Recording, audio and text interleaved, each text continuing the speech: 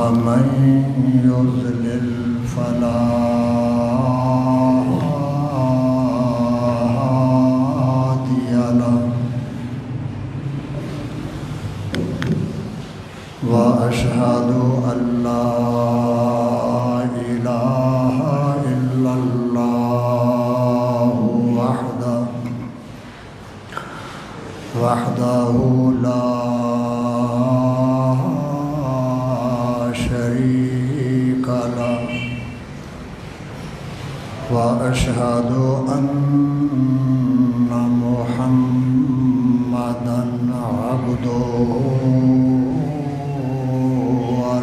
ورسوله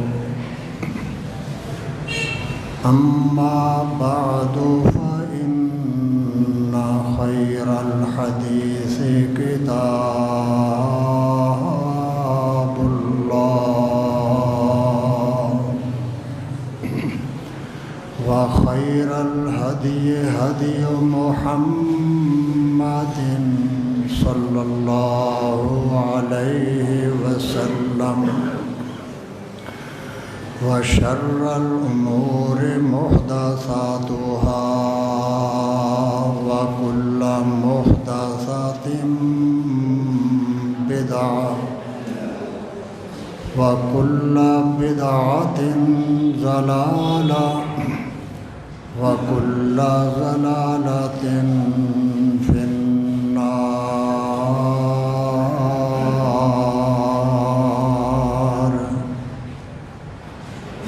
اللهم صل على محمد آل محمد كما صليت على إبراهيم وعلى آل إبراهيم إنك حميد مجيد.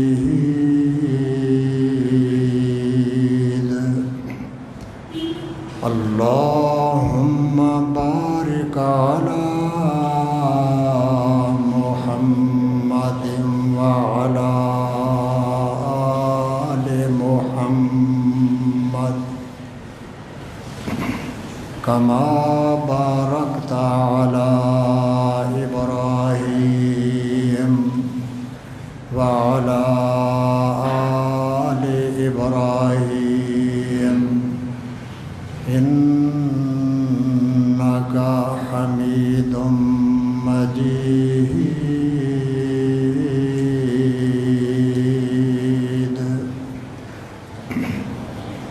أعوذ بالله من الشيطان الرجيم من همزه ونفخه ونفثه. لقد من الله على المؤمنين إذ بعث فيهم رسولا من أنفسهم يتلو عليهم آياته ويزكيهم ويعلمهم الكتاب والحكمة وإن كانوا من قبل لفي ضلال مبين. صدق الله العظيم. وقال رسول الله صلى الله عليه وسلم من أطاعني فقد أحبني ومن أحبني كان معي في الجنة. وصدق رسوله النبي الكريم. لقد من الله على المؤمنين بے شک احسان فرمایا اللہ عرش والے نے ایمان والے مسلمانوں پر، اذ بعث فیہم رسولا من انفسہم، جب کہ بھیجا ان مسلمانوں میں اپنا پیغمبر حضرت محمد رسول اللہ صلی اللہ علیہ وسلم، جو کہ ان کی جانوں سے، ان کی جنس سے، ان کے نفسوں سے ہے۔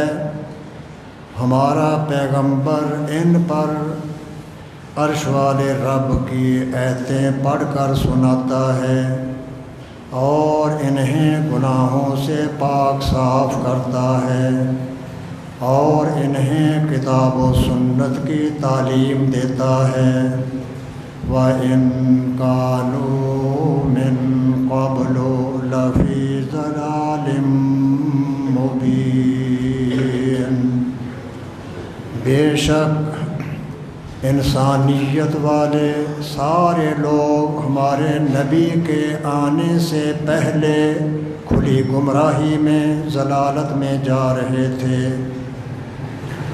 نبی پاک صلی اللہ علیہ وسلم نے ارشاد فرمایا، جو شخص میری اطاعت میں، میری فرمانبرداری میں زندگی گزارے گا، در حقیقت یہی میرے ساتھ محبت کرنے والا ہوگا، اور جو شخص میری فرمانبرداری میں زندگی گزار کر میرا محب بن جائے گا، وہ قیامت کے دن جنت میں میرے ساتھ ہوگا۔ یہ مہینہ اسلامی اعتبار سے ربیع الاول کا مہینہ ہے، اور اس ماہ ربیع الاول کی اہمیت، اس کی حیثیت اس لیے بہت زیادہ ہے کہ اس ماہ مبارک میں عرش والے رب نے اپنا بہت بڑا احسان، بہت بڑا انعام انسانوں پر فرمایا ہے، اور اللہ رب العزت کا سب سے بڑا احسان نبی پاک سرور کونین رحمت للعالمین حضرت محمد الرسول اللہ صلی اللہ علیہ وسلم کی۔ رب کائنات نے انسان کو اگر یہ سوچے تو اس کے جسم میں ہی بڑی عظیم نعمتیں جڑ دی، طرح طرح کی مشینری اللہ رب العزت، پھلوں کی مختلف قسمیں، ان کے مختلف ذائقے یہ اللہ رب العزت نے رکھے ہیں۔ پھر خالق کائنات نے روشنی کے لیے سورج کی نعمت عطا کی ہے، کوئی بل نہیں ہے روشنی کا، اور کوئی ٹیکس نہیں لگتا، مفت میں اللہ نے ہوا عطا کر دی۔ سورج، چاند، ستارے، زمین، آسمان، ہوائیں سب انسان کی خدمت پر لگی ہوئی، ہر چیز سے انسان ہی فائدہ اٹھاتا ہے، نہ فرشتوں کو ان کی ضرورت ہے اور نہ جنوں کو۔ انسان کے لیے ساری کائنات اللہ رب العزت نے بنائی ہے۔ اگر اس دنیا میں انسان نہ ہوتا یہ سارا جہان بے فائدہ ہو کر رہ جاتا۔ انسان کو اللہ رب العزت نے ساری دنیا کی نعمتوں سے نوازا ہے، لیکن ان ساری نعمتوں سے بڑھ کر سب سے بلند نعمت جس کا مقابلہ ہی نہیں کیا جا سکتا، اس نعمت کا مقابلہ نہ جھنڈیاں لہرانے سے ہو سکتا ہے، نہ جلوس نکالنے سے، نہ جشن منانے سے۔ یہ نعمت ایسی بالا ہے کہ ان ساری چیزوں سے اوپر ہے، بلند ہے، کوئی چیز اس نعمت کا مقابلہ نہیں کر سکتی۔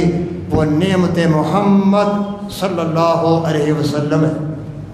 نبی پاک صلی اللہ علیہ وسلم ایک قول کے مطابق ماہ ربیع الاول میں اس دنیا میں تشریف لائے اور آپ نے اپنی مبارک زندگی میں نبوت سے پہلے 40 سال کا عرصہ گزارا، اور اس 40 سال میں بھی اللہ رب العزت نے اپنے پاک پیغمبر حضرت محمد الرسول اللہ صلی اللہ علیہ وسلم کو ہر قسم کی خطا سے محفوظ فرمایا ہے۔ آپ صادق و امین کہلاتے تھے، اور نبی پاک صلی اللہ علیہ وسلم کے اعلان نبوت سے پہلے، توحید کا اعلان کرنے سے پہلے، آپ کے دشمن بھی جو بعد میں آپ کے ساتھ عداوت رکھنے لگے، آپ کی نبوت کے اعلان سے پہلے وہ بھی آپ پر جانیں نشاور کرنے کے لیے تیار ہوتے تھے۔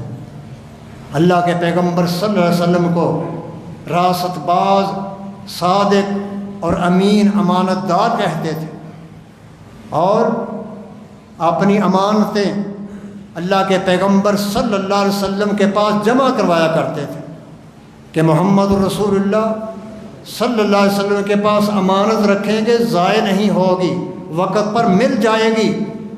صادق و امین لقب کفار مکہ نے نبی پاک صلی اللہ علیہ وسلم کو دیا ہوا تھا، لیکن اللہ کے پیغمبر حضرت محمد الرسول اللہ صلی اللہ علیہ وسلم کو جب نبوت سے سرفراز کیا گیا، تاج نبوت، ختم نبوت کا تاج میرے اور آپ کے پیر و مرشد حضرت محمد الرسول اللہ صلی اللہ علیہ وسلم کے سر مبارک پر تاج نبوت سجایا گیا۔ حکم ہوا، اے نبی اٹھیں اور لوگوں کو اللہ کے عذاب سے ڈرائیں، وَأَنذِرْ عَشِيرَتَكَ الْأَقْرَبِينَ، اپنے رشتہ داروں سے دعوت توحید کا آغاز کریں۔ پہلے اپنے گھر والوں کو ایک اللہ کی توحید کا پیغام دیں، اس کے بعد پھر ساری دنیا تک عرش والے رب کا پیغام پہنچائیں۔ جب یہ آیت نازل ہوئی تو نبی پاک صلی اللہ علیہ وسلم اپنے گھر مبارک سے چلتے ہیں، بیت اللہ کے سامنے کوہ صفا پر پہنچتے ہیں، صفا پہاڑ پر کھڑے ہو کر اپنے رشتہ داروں کو بلاتے ہیں، بنی عبد المطلب کو، بنو ہاشم کو، اپنے چچاؤں کو، سارے رشتہ داروں کو طلب کر لیتے ہیں۔ آپ کا سگا چاچا ابو لہب آ جاتا ہے، ابو جہل بھی حاضر ہو جاتا ہے، عتبہ شیبہ مکے کے سردار خود آتے ہیں، کہتے ہیں محمد رسول اللہ بلا رہا ہے۔ یہ صادق و امین کی آواز ہے۔ آپ سارے رشتہ داروں کو، مکے کے سرداروں کو بلا کر فرماتے ہیں، مکے والوں، اگر میں تمہیں یہ کہوں کہ صفا پہاڑ کے پیچھے سے دشمن کا لشکر ابھی نکل کر تم پر حملہ آور ہونے والا ہے، کیا اس کو مانو گے یا نہیں؟ سارے مکے والے توحید کا پیغام سننے سے پہلے نبی پاک کو جواب دیتے ہیں، اے محمد صلی اللہ علیہ وسلم، آپ سچے ہیں اگر آپ یہ بھی کہیں گے کہ پہاڑ کے پیچھے سے ایک لشکر دشمن کا نکل کر ابھی مکے والوں پر حملہ کرنا چاہتا ہے، ہم مانیں گے، آپ کی تکذیب نہیں کریں گے۔ کیوں؟ ما جربنا علیک الا صدقا، مکے والے جو بعد میں توحید کا پیغام سن کر جانی دشمن بن جاتے ہیں، ابھی اس سے پہلے اللہ کے پیغمبر سے کہتے ہیں کہ اے محمد صلی اللہ علیہ وسلم، 40 سال کا آپ کی زندگی کا لمبا عرصہ ہم نے گزرا ہے، آپ سے ہم کاروبار کرتے رہے، معاملات کرتے رہے، خرید و فروخت کرتے رہے، تجارت پر جاتے رہے۔ ہمارا تجربہ ہے کہ آپ نے اپنی 40 سال کی زندگی میں کبھی جھوٹ نہیں بولا۔ ما جربنا علیک الا صدقا، ہم نے جب بھی دیکھا ہے، جب بھی آزمایا ہے، آپ سچے نکلے ہیں، راست باز نکلے ہیں۔ 40 سال کے عرصے میں آپ کی زبان مبارک سے کبھی غلط بات نہیں نکلی۔ جب مکے والوں نے اس بات کا اعتراف کیا، ابو لہب ابو جہل نے مانا کہ آپ سچے ہیں، تو اللہ کے پیغمبر صلی اللہ علیہ وسلم اللہ رب العزت کے حکم سے مکے والوں سے دعوت توحید کا آغاز کرتے ہیں۔ فرماتے ہیں مکے والوں، اے عربو جان لو میں تمہیں ایک بات کہتا ہوں، اگر وہ کلمہ پڑھ لو گے تو دنیا آخرت میں کامران ہو جاؤ گے۔ قولوا لا الہ الا اللہ تفلحوا، ایک اللہ کی توحید کا کلمہ پڑھ لو، ایک اللہ کے ماننے والے بن جاؤ۔ خانہ کعبے میں 360 تم نے معبود بنا کر رکھے ہوئے ہیں، ان کو ٹھکرا دو، ایک اللہ سارے کام کرنے پر قادر ہے، اس کی توحید کو سینے سے لگا لو، زمین والوں کو رب کا شریک نہ بناؤ۔ جب اللہ کے پیغمبر صلی اللہ علیہ وسلم کی زبان مبارک سے توحید کا پیغام سنا، وہی مکے والے جو اس سے پہلے نبی پاک کے راستے میں پھول بچھایا کرتے تھے اب کانٹے بچھانے لگ گئے، وہی مکے والے جو آپ کو صادق و امیر کہتے تھے اللہ کے پیغمبر کو برا بھلا کہنے لگے اور نبی پاک کو کوستے ہوئے ملامتیں کرتے ہوئے واپس جا رہے ہیں۔ کہتے ہیں محمد تبا لک لہذا جماعتنا، اے محمد صلی اللہ علیہ وسلم کیا آپ نے ہمیں اس پیغام کے لیے بلایا تھا کہ اے سارے زمین والوں کو چھوڑ کر ایک اللہ کے ماننے والے بن جائیں؟ اجعل الآلہۃ الہا واحدا ان ھذا لشیء عجاب۔ اے محمد صلی اللہ علیہ وسلم آپ کہتے ہیں کہ سارے کام اللہ کر سکتا ہے، سارے کام ایک کیسے کر سکتا ہے؟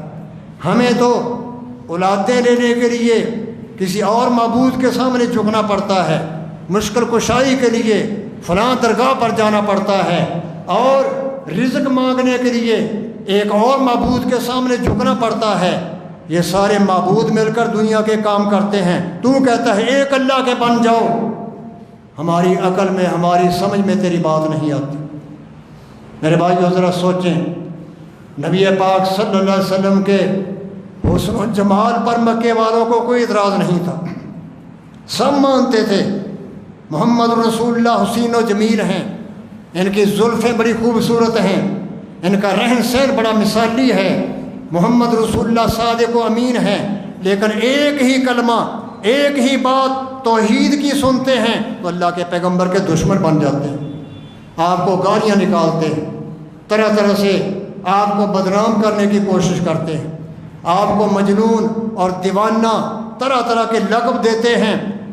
یہ توحید کا پیغام تھا جس کی وجہ سے مکے والے محمد رسول اللہ صلی اللہ علیہ وسلم کے دشمن بن گئے۔ یہ وہ ہستی مقدس ہے جو اس ماہ مبارک میں تشریف لائے، اور آپ نے ماہ مبارک ربیع الاول میں ولادت با سعادت کے بعد جب نبوت عطا ہوتی ہے تو آپ نے پھٹے ہوئے دلوں کو آپس میں سی دیا اور ٹوٹے ہوئے دلوں کو آپس میں جوڑ دیا۔ وہی مکے والے، وہی عرب جو آپس میں سال ہا سال تک جنگیں کیا کرتے تھے، معمولی باتوں پر لڑائی جھگڑا شروع کر دیتے تھے، ایک دوسرے کے جانی دشمن تھے، ایک دوسرے کے خونوں کے پیاسے تھے۔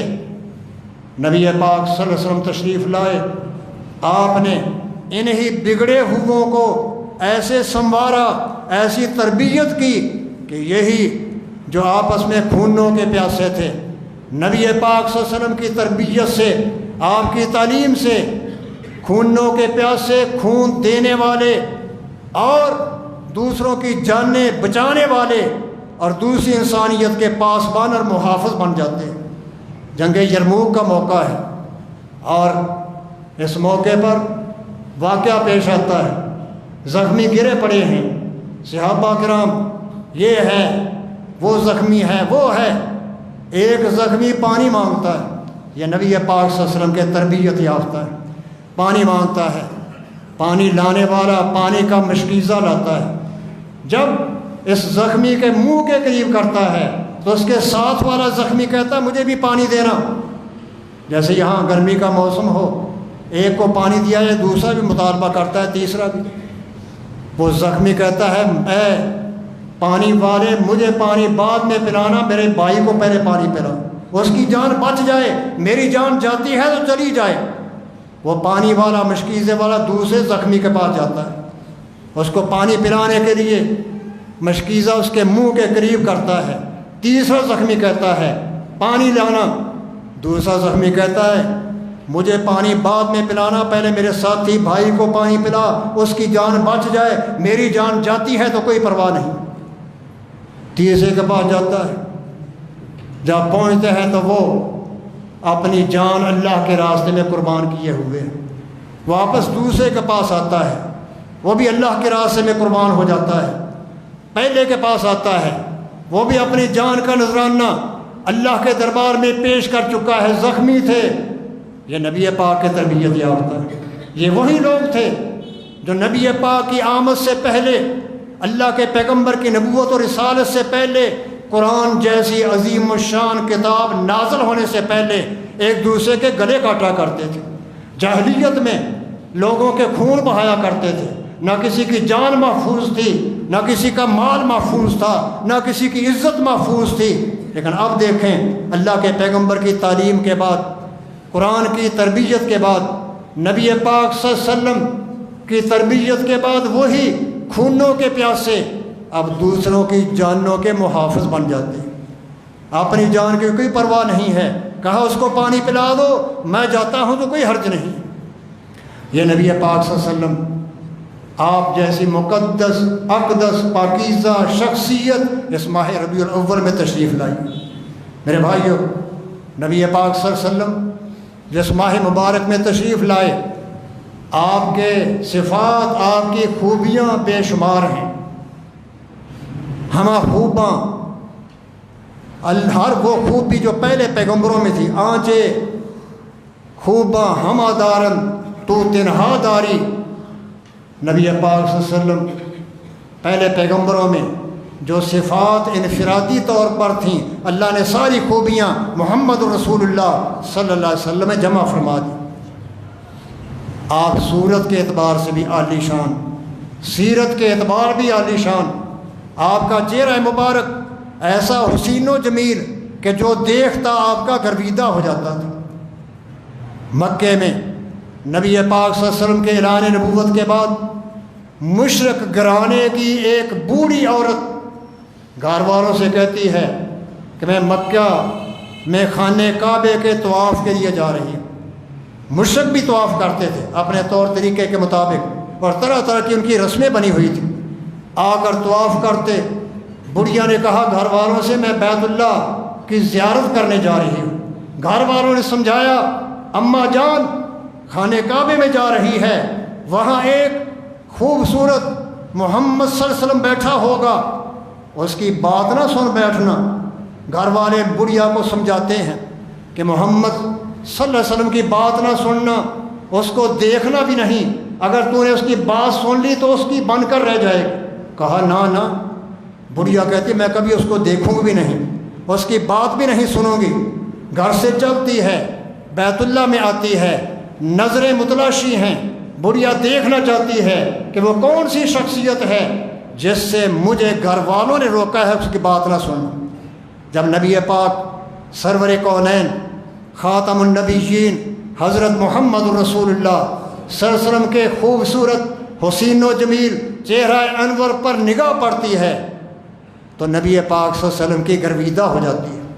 بوڑھی مائی اللہ کے پیغمبر کے پاس آتی ہے، کہا اے محمد صلی اللہ علیہ وسلم، مجھے گھر والوں نے کہا تھا کہ تیری بات نہ سنوں، تیرا چہرہ نہ دیکھوں، اگر میں نے تیری بات سن لی تیری مرید بن جاؤں گی، لیکن ما وجہ رسول اللہ بوجہ کذاب، بڑھیا کہتی ہے میں گواہی دیتی ہوں اے محمد تیرا چہرہ ہی بتاتا ہے کہ تیرا چہرہ سچوں کا ہے، یہ جھوٹ بولنے والا چہرہ نہیں۔ نبی پاک صلی اللہ علیہ وسلم کا کلمہ پڑھتی ہے، مسلمان ہو جاتی ہے۔ اللہ کے پیغمبر کی چہرہ مبارک صورت مبارک کو دیکھ کر آپ کا کلمہ پڑھ کے مسلمان ہو جاتی ہے۔ کہا لوگ مجھے آپ کو دیکھنے سے روکتے ہیں، آپ کی بات سننے سے روکتے ہیں، لیکن میں تو آپ کو دیکھ کر ہی آپ کی مرید بن گئی ہوں۔ مجھے کلمہ پڑھائیں، اسلام میں داخل کریں۔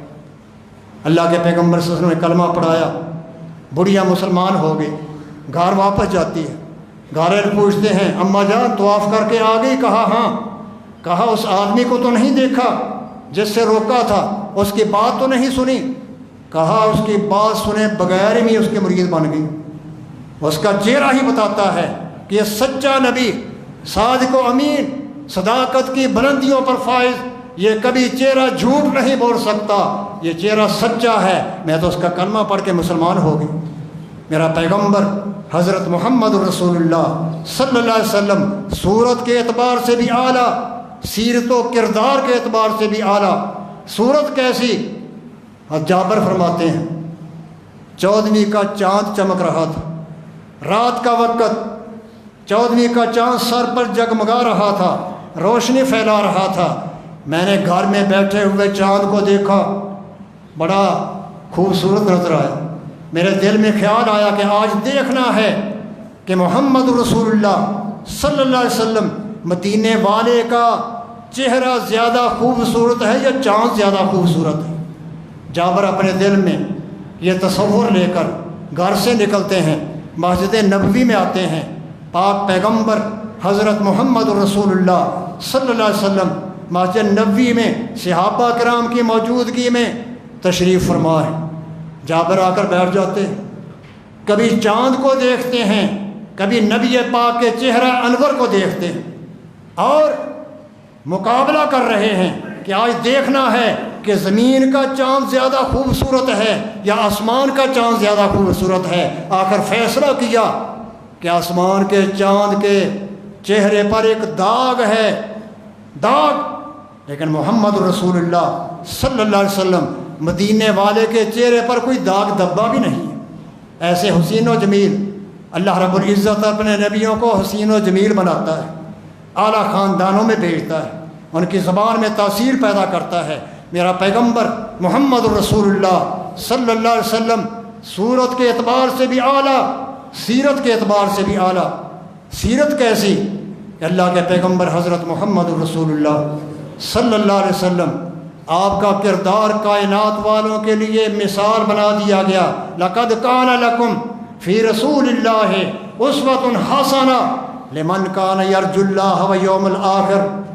جو شخص اللہ رب العزت کو راضی کرنا چاہتا ہے، قیامت کے دن کامیابی حاصل کرنا چاہتا ہے، جنتوں کی نعمتوں سے سرفراز ہونا چاہتا ہے، عرش والا رب کہتا ہے اگر اسے نجات کی ضرورت ہے، کامیابیوں کی ضرورت ہے، میرے پاک پیغمبر حضرت محمد رسول اللہ صلی اللہ علیہ وسلم کا نقش قدم اختیار کر لے، پیغمبر اسلام کی اطاعت میں زندگی گزارے، اپنے سارے کاروبار، اپنے سارے معاملات، اپنے خرید و فروخت، اخلاقیات، معاملات، سیاست، معیشت، معاشرت، عبادات کو نبی پاک کے رنگ میں ڈال لے، کامیابیاں اس کے قدم بوسی کریں گے۔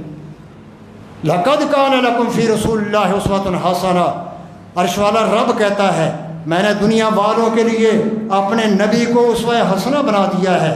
نبی کو دیکھتے جاؤ، اس کے رنگ میں زندگی گزارتے جاؤ، کامیاب ہو جاؤ۔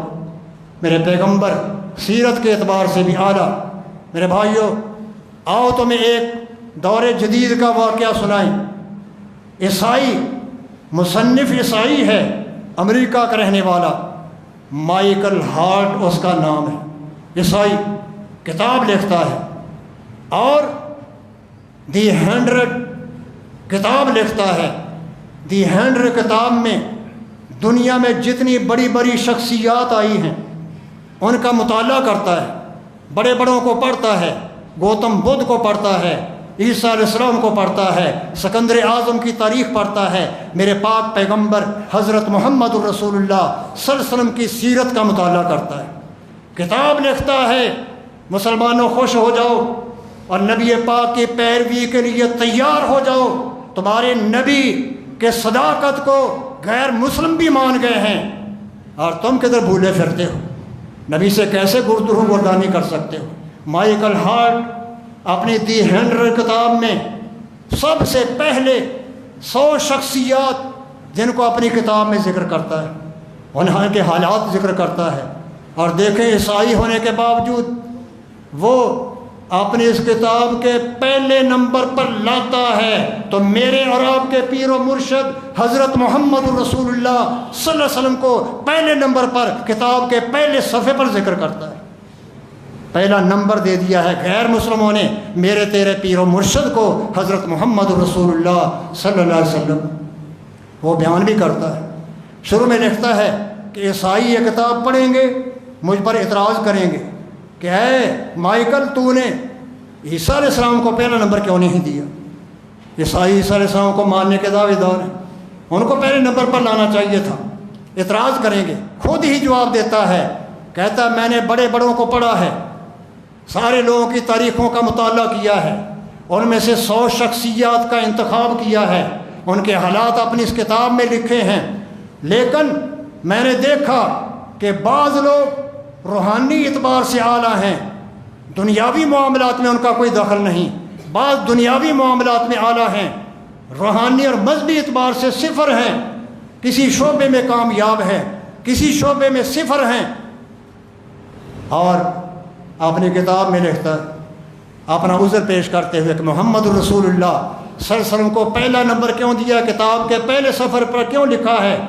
کہا میں نے دیکھا گوتم بدھ مشرق میں ہوا، عیسیٰ علیہ السلام مغرب میں ہوئے، ان کی زندگی کا مطالعہ کیا، میں نے دیکھا کہ یہ مذہبی اعتبار سے تو بڑے اعلیٰ ہیں، عیسیٰ علیہ السلام کی تعلیمات روحانی اعتبار سے بڑی عالی شان ہیں۔ مشیروں کے پاس جاتے ہیں، سمندر کے کنارے مچھلی کا شکار کرنے والوں سے جا کر واعظ و نصیحت کرتے ہیں، کہا کیا کر رہے ہو؟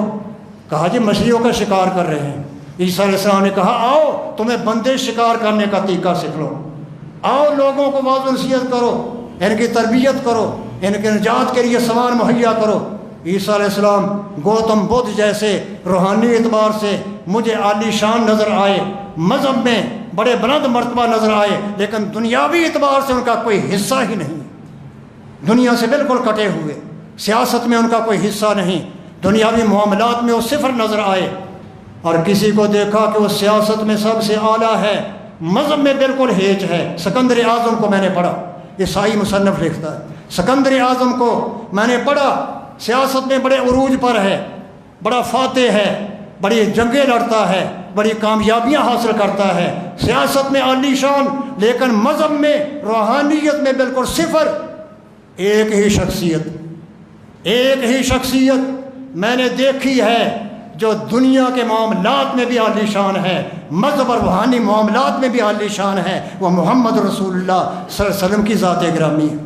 عیسائی مصنف آخر تک عیسائی رہا ہے، لیکن انصاف کا تقاضا وہ اپنی کتاب میں نبی پاک صلی اللہ علیہ وسلم کو پہلے نمبر پر ذکر کرتا ہے کہ محمد رسول اللہ صلی اللہ علیہ وسلم عبادات میں بھی عالی شان، عبادت کرتے نظر آتے ہیں، اللہ کے سامنے گڑ گڑانے کے لیے کھڑے ہوتے ہیں تو پاؤں پر ورم ہو جاتا ہے، پاؤں سوج جاتے ہیں، عبادت کا حق ادا کرتے ہیں، جو حکم اپنی امت کو دیتے تھے سب سے پہلے اس پر خود عمل کیا کرتے تھے۔ مذہبی اعتبار سے بھی عالی شان اور دنیاوی اعتبار سے بھی محمد رسول اللہ عالی شان، ہر گوشے میں کامیاب، زندگی کے ہر گوشے کے متعلق محمد رسول اللہ صلی اللہ علیہ وسلم کی تعلیمات ملتی ہیں۔ آپ کسی حدیث کی کتاب کو لیں، اس پوری کتاب پڑھنے کا شاید آپ کے پاس ٹائم نہ، اس کی فہرست دیکھ لیں شروع میں کہ اللہ کے پیغمبر کی تعلیمات کیا ہیں، نماز کے بارے میں، روزے کے بارے میں، حج کے بارے میں، جہاد کے بارے میں، سیاست کے بارے میں، حکومت کے بارے میں، قضاء کے بارے میں، جج کے فیصلے کرنے کے بارے میں، آپ کے اخلاقیات کے بارے میں، اور نبی پاک صلی اللہ علیہ وسلم کے تمام اقوال، آپ کی تعلیمات زندگی کے ہر شعبے کو شامل ہیں۔ مائیکل ہارٹ لکھتا ہے، عیسائی مصنف ہے، دی 100 کتاب میں کہ میں نے محمد رسول اللہ کو پہلے نمبر پر لکھا ہے۔ کیوں؟ محمد رسول اللہ صلی اللہ علیہ وسلم مذہبی اعتبار سے بھی عالی شان کے مرتبے پر فائز ہیں، روحانیت میں سب سے اعلیٰ نظر آتے ہیں، اور دینی لحاظ سے، دنیاوی لحاظ سے، سیاست کے اعتبار سے، معیشت کے اعتبار سے، معاشرت کے اعتبار سے محمد رسول اللہ نے وہ ہدایات دی ہیں جو رہتی دنیا تک کائنات کے لیے ایک نمونہ ہے۔ میرے بھائیوں، آپ ایسے پیغمبر کے ماننے والے ہیں، نبی پاک صلی اللہ علیہ وسلم جو غیر مسلم بھی آپ کی شہادت اور گواہی دیتے ہیں کہ سب سے بلند و بالا محمد رسول اللہ صلی اللہ علیہ وسلم نظر آتے ہیں۔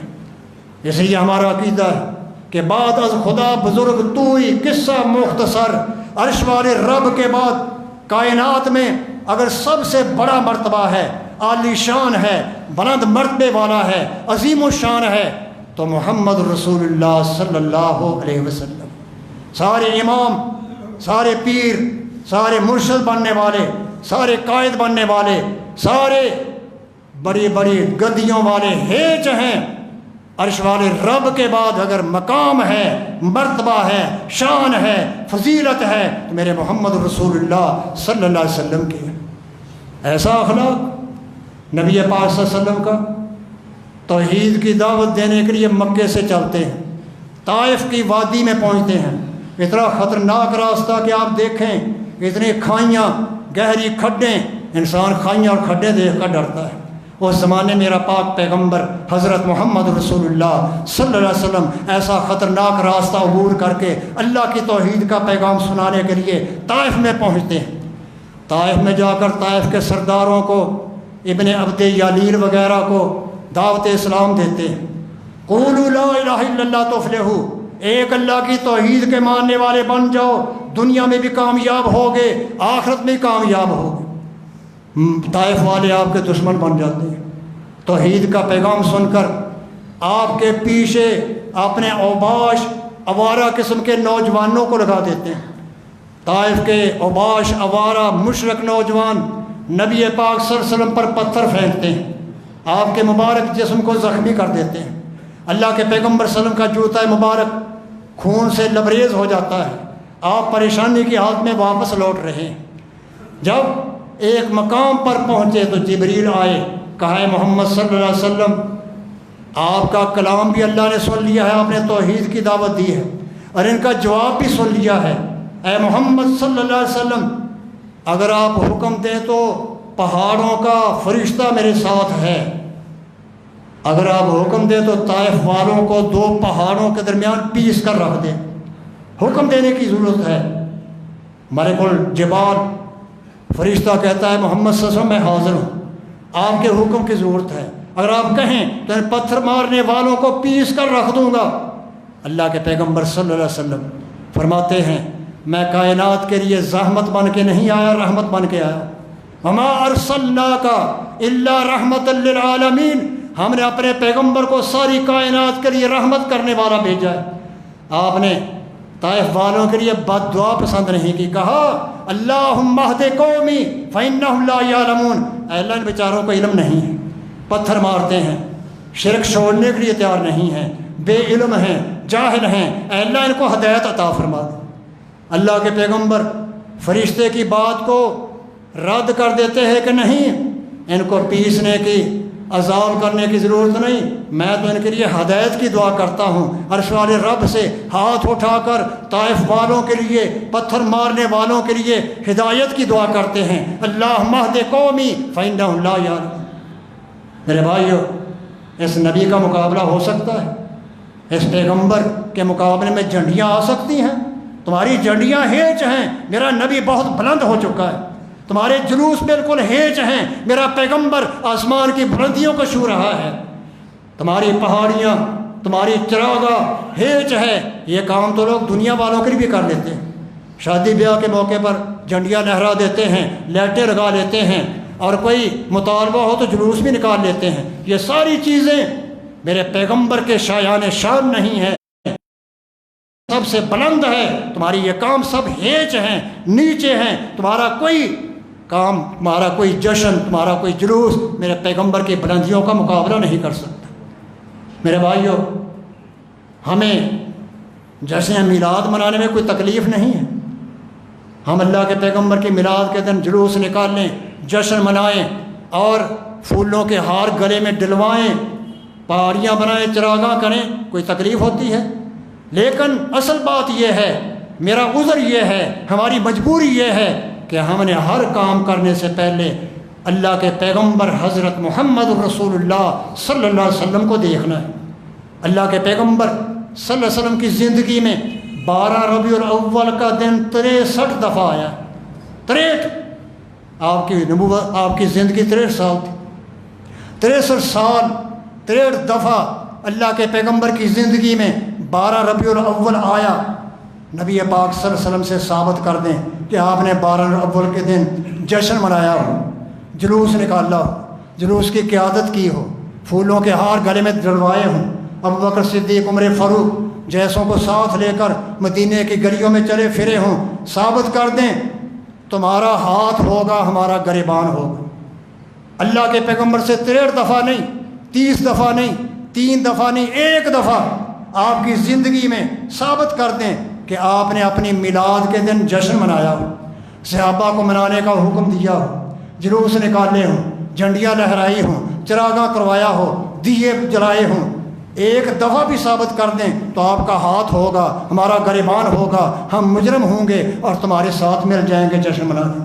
مسئلہ تو یہ ہے کہ ہم نے کام کرنے سے پہلے، کوئی بھی قدم اٹھانے سے پہلے دیکھنا ہے کہ نبی پاک نے یہ کام کیا ہے یا نہیں کیا ہے تو باعث ثواب ہے، نہیں کیا تو باعث اجر نہیں بن سکتا۔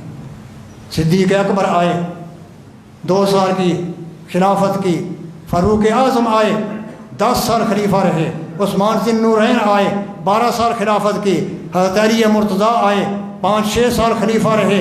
ان خلفائے راشدین کے دور میں ان کو نبی پاک سے محبت سب سے اعلیٰ تھی، صحابہ کی محبت نبی پاک سے ڈکی چھپی نہیں تھی، لیکن اس محبت میں خلفائے راشدین نے اپنے خلافت راشدہ کے دور میں 1 دن بھی جشن نہیں منایا۔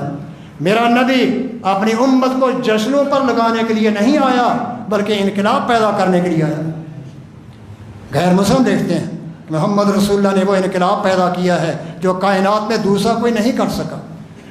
عربوں کو، خون کے پیاسوں کو بھائی بھائی بنا دیا، ویری دشمنوں کو آپس میں جانیں قربان کرنے والے، ایک دوسرے پر جانیں دینے والے بنا دیا۔ اور یہ محمد رسول اللہ صلی اللہ علیہ وسلم کی تعلیم ہے کہ آپ میدان عرفات میں تشریف فرما ہیں، حجۃ الوداع کے لیے آئے ہیں اور لوگوں کو لاکھوں سے زیادہ مجمع پر آپ خطاب پیش کر رہے ہیں۔ آپ نے کیا فرمایا؟ دنیا والوں سن لو، لا فضل لعربی علی عجمی ولا لعجمی علی عربی الا بالتقوی کلکم من آدم و آدم من تراب۔ نبی پاک صلی اللہ علیہ وسلم عربی سے لے کر فرماتے ہیں عربیوں سن لو، کسی عربی کو غیر عربی پر کوئی فوقیت حاصل نہیں۔ وہی عربی اپنے آپ کو یہ نہ سمجھ میں نبی کے خاندان سے ہوں، عربی ہوں، عربی زبان بولتا ہوں۔ کسی عربی کو کسی اجمی پر، غیر عربی پر کوئی فوقیت نہیں ہے، کسی اجمی کو کسی عربی پر کوئی فوقیت حاصل نہیں ہے الا بالتقوی۔ ایک خصلت جو اپنے اندر پیدا کر لے گا وہ اللہ کے ہاں بڑا فائق اور بڑا بلند مرتبہ بن جائے گا۔ وہ تقوی ہے، اللہ کا ڈر ہے، خوف خدا ہے، اللہ کے ڈر میں زندگی گزارنا ہے، پرہیزگاری کی زندگی گزارنا۔ اس وصف سے تم آگے بڑھ سکتے ہو، عربی اجمی ہونے سے کسی سے بڑھ نہیں سکتے۔ تم سب آدم علیہ السلام سے پیدا ہوئے ہو، اور آدم کو دیکھ لو وہ مٹی سے بنائے گئے تھے۔ اپنے آپ کو دوسروں سے بلند اور فائق نہ سمجھے۔ اللہ رب العزت کے پیغمبر حضرت محمد رسول اللہ صلی اللہ علیہ وسلم کی تعلیمات ایسی ہیں کہ عیسائی غیر مسلم بھی پڑھ کر سن کر میرے نبی پاک کو سب سے پہلا نمبر، سب سے اعلیٰ شمار کرتے ہیں۔ میرے بھائیوں، یہ مہینہ بڑا مبارک مہینہ ہے۔ نبی پاک صلی اللہ علیہ وسلم کی آمد ہوئی، آپ کی ولادت باسعادت ہوئی تو کائنات جگمگا گئی، شرک کی ظلمات ختم ہو گئیں، بدعات رسومات کے اندھیرے چھٹ گئے۔ میرے پاک نبی پاک کی یہ تربیت کا نتیجہ کہ آج ہم اللہ کے نبی صلی اللہ علیہ وسلم کے ماننے والے، آپ سے محبت کرنے والے اللہ کے گھر میں جمع ہیں، یہ میرے پیغمبر کی تربیت کا نتیجہ ہے، آپ کی محنتوں کا نتیجہ ہے، یہ آپ کی کوشش ہے کہ آپ نے دنیا والوں کو پتھر کھا کر، تانے سن کر، گالیاں سن کر، نبی پاک صلی اللہ علیہ وسلم نے جسمی زخمی کروا کر یہ پیغام، اسلام کا پیغام دنیا والوں تک پہنچایا ہے، اور صحابہ کرام رضوان اللہ علیہم اجمعین کے ذریعے سے اسلام کا پیغام ہم تک پہنچا ہے۔ ہمیں چاہیے کہ ہم اپنے پیغمبر کی قدر کو جانیں، آپ کی شان کو سمجھیں، آپ کے نقش قدم پر چلنا شروع کر دیں، آپ کا نقش قدم اختیار کرنا یہی سب سے محبت کا اعلیٰ معیار ہے۔ ترمذی شریف میں حدیث ہے، نبی پاک نے فرمایا من اطاعنی فقد احبنی ومن احبنی کان معی فی الجنہ۔ میری امت کے لوگوں سن لو، قیامت تک آنے والی انسانیت میرے پیغام کو سماعت کر لو، جو شخص اپنی زندگی میں میری اطاعت کرے گا، اور اس کی شادیاں، اس کی غمیاں، اس کے کاروبار، اس کی سیاست، اس کی معیشت، اس کی معاشرت، اس کے اخلاقیات، اس کے معاملات، اس کا لین دین، ہر چیز محمد رسول اللہ کے رنگ میں رنگی ہوگی۔ من اطاعنی فقد احبنی، میری اطاعت، میری فرمانبرداری کرنے والا در حقیقت مجھ سے محبت کرنے والا ہوگا۔ اور ایسی محبت کرنے والا نبی پاک نے فرمایا قیامت کے دن جنت میں میرے ساتھ ایسے ہوگا جیسے یہ 2 انگلیاں ملی ہوئی۔ محبت کا معیار اللہ کے پیغمبر نے پیش کیا۔ ہمارے بنائے ہوئے محبت کے معیار بالکل عارضی ہیں۔ جشن منانا سال میں 1 دفعہ، 1 دن، وہ بھی چند گھنٹے، لیکن اطاعت والا معیار، فرمانبرداری والا معیار، یہ انسان کے ساتھ ہر وقت موجود رہتا ہے۔ خاص سویا ہوا ہو نبی کی سنت کے مطابق سوتا ہے، جاگتا ہو اللہ کے پیغمبر کی جاگنے کے مطابق کاروبار کرتا ہے، اس کا چلنا، اس کا پھرنا، کھانا پینا، کاروبار کرنا، لین دین، ہر چیز جب اللہ کے پیغمبر کے رنگ میں رنگ جاتی ہے، یہ در حقیقت اللہ کے پیغمبر کا محب بن جاتا ہے۔ میرے بھائیو، جشن میلاد یہ اللہ کے پیغمبر کی یہ بڑی بڑی کتابیں لکھنے والے ہمارے بھائی جشن میلاد منانے پر بڑی موٹی موٹی کتابیں لکھی ہیں، وہ بھی مان گئے ہیں کہ جشن کا رواج اللہ کے پیغمبر کی زندگی میں نہیں تھا، ابوبکر صدیق کی زندگی میں نہیں ہے، عمر فاروق کے دور خلافت میں جشن نہیں منایا جاتا تھا، عثمان ذی النورین کے دور میں، علی مرتضیٰ کے دور میں، صحابہ کے دور میں، تابعین کے دور میں جشن نہیں منائے جاتے تھے۔ لیکن ہم کیوں مناتے ہیں؟ کہتے ہیں نبی سے محبت ماند پڑ گئی ہے، کمزور ہو گئی ہے، اس لیے ہمیں جشن منانے کی ضرورت ہے۔ میرے بھائیو، ہے تو تمہاری ایجاد، تمہاری اپنی بنا لی ہوئی رسم، ہم پابند تمہارے نہیں ہیں، ہم پابند ہیں تو اللہ کے پیغمبر حضرت محمد رسول اللہ صلی اللہ علیہ وسلم کے ہیں۔ اطیعوا اللہ و اطیعوا الرسول، اطاعت کرنی ہے عرش والے رب کی، بات ماننی ہے محمد رسول اللہ کی۔ بس یہ 2 ہی شخصیات ہیں جن کے فرامین اسلام ہیں، دین ہیں، ان کے رنگ میں اپنے آپ کو رنگ لیں، کامیاب ہو جائیں گے۔ بدعتوں سے، رسموں سے دور رہیں جو بعد میں بنائی گئی ہیں۔ قسطلانی نے اپنی کتاب مواہب لدنیا میں لکھا ہے، اول من احدث فعل ذالک ابو سعید المالک المظفر ابو سعید الکوکبوری صاحب اربل۔ قسطلانی مواہب لدنیا میں لکھتے ہیں، صفحہ 163 ہے، اور وہ لکھتے ہیں کہ سب سے پہلے نبی کی ولادت کے دن جشن منانے کا رواج بادشاہ اربل کے بادشاہ ابو سعید کوکبوری نے جاری کیا ہے۔ یہ سن 630 میں فوت ہوا ہے ابو سعید کوکبوری۔ 7ویں صدی میں سن 604 میں ابو سعید کوکبوری نے، اربل کے بادشاہ نے، یہ جشن منانے کی رسم ایجاد کی ہے۔ اس سے پہلے 6 صدیاں اس کا کوئی وجود ہی نہیں تھی۔ میرے بھائیو، جو چیز اللہ کے پیغمبر کے بعد بنی ہو وہ دین نہیں ہو سکتی۔ دین اللہ کے پیغمبر پر مکمل ہو گیا ہے۔ آپ کی وفات تب ہوئی ہے جب دین مکمل ہونے کے بعد اعلان کر دیا گیا۔ عرش والے رب نے کہا لوگوں سن لو، الیوم اکملت لکم دینکم، محمد رسول اللہ پر میں نے اپنے دین کو مکمل کر دیا ہے۔ جو کرنے کے کام تھے وہ بھی بتا دیے ہیں، جو نہ کرنے کے ہیں وہ بھی بتا دیے ہیں۔ دین نبی پر مکمل ہو گیا ہے، لہذا جو کام، جو جشن، جو رسم، جو مذہب، جو مسلک، جو سلسلہ میرے نبی کے بعد بنا ہے، خواہ 1 دن بعد بنا ہو، وہ دین نہیں ہو سکتا۔ دین محمد رسول اللہ صلی اللہ علیہ وسلم پر ختم ہے۔ ہماری مجبوری ہے، ہم کیا کریں؟ کیسے تمہارے جشن میں شامل ہو جائیں؟ کوئی دلیل نہیں ملتی۔ تم قرآن کی آیتیں پڑھتے ہو، لیکن ہم کہتے ہیں یہ آیتیں جو تم پڑھتے ہو اگر ان سے جشن میلاد ثابت ہوتا تھا تو اس پر سب سے پہلے عمل کرنے والے محمد رسول اللہ ہوتے۔ اور ان آیتوں سے مقصد جشن ملانا ہوتا تو ابوبکر صدیق اس پر عمل کرتے، عمر فاروق اس پر عمل کرتے، عثمان ذی النورین عمل کرتے، اور یہ مرتضیٰ جشن مناتے۔ ان آیتوں کا مقصد یہ نہیں ہے جو تم نے بنایا ہوا ہے۔ یہ آیتیں میرے نبی پر نازل ہوئی ہیں، تم پر نازل نہیں ہوئی۔ میرے نبی نے ان آیتوں سے جشن منانے کی رسم نہیں نکالی، نہ اس پر عمل کیا ہے۔ 63 سال کی زندگی میں 1 دفعہ بھی جشن نہیں منایا، تو ان آیتوں کا جشنوں سے کوئی تعلق نہیں، صرف کھینچا تانی ہے، کشمکش ہے، تکلف سے تم اس سے جشن میلاد ثابت کرتے ہو۔ میرے بھائیو، دیکھنا اللہ کے پیغمبر کو ہے جو آپ کے ثابت ہے، وہ قابل ثواب باعث اجر ہے، جو آپ سے ثابت نہیں ہمارے کرنے سے وہ باعث اجر نہیں بن سکتا۔ محبت کا معیار ہم نے جو نکالا ہے وہ فائدہ مند نہیں، محبت کا معیار جو اللہ کے پیغمبر 14 صدیاں پہلے دے کر گئے ہیں وہ معیار اختیار کرو۔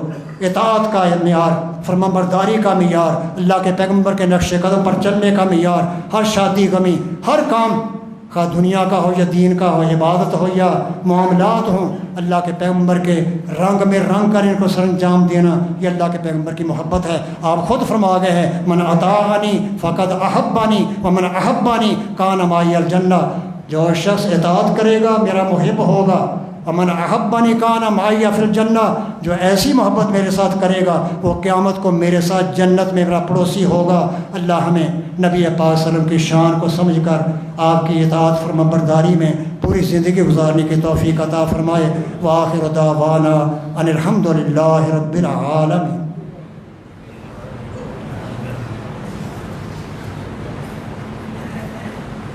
ان الحمد للہ نحمده ونستعینه ونستغفره ونعوذ باللہ من شرور انفسنا ومن سیئات اعمالنا، من يهده الله فلا مضل له ومن يضلل فلا هادي له، واشهد ان لا اله الا الله وحده لا شريك له، واشهد ان محمدا عبده ورسوله۔ ان اللہ وملائکتہ یصلون علی النبی یا ایھا الذین آمنوا